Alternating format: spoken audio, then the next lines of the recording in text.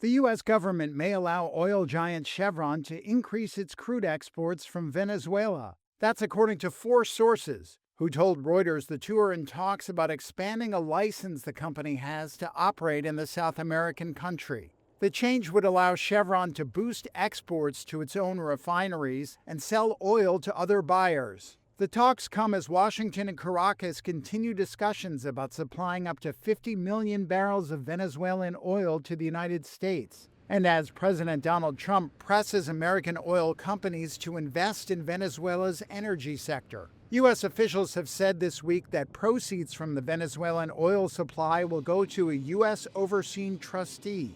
Proceeds are meant to finance supplies of American goods to Venezuela. Chevron is the only U.S. oil major operating in Venezuela, which it does under an authorization from the U.S. government that exempts it from sanctions on the country. As part of its sanction hardening campaign to weaken Venezuelan President Nicolas Maduro, the Trump administration in July put additional restrictions on Chevron's license. Those restrictions reduced the volume of Venezuelan crude the company is exporting to the U.S. by 60%. The restrictions also deprived Venezuelan state-run oil company PDVSA of any proceeds from Chevron's exports. The license expansion would allow Chevron to go back to previous export levels, while providing Venezuelan crude to business partners that could allocate the oil to destinations other than the U.S., as the company used to do in the past. Sources said Washington is also pushing to have other U.S. companies involved in oil exports from Venezuela,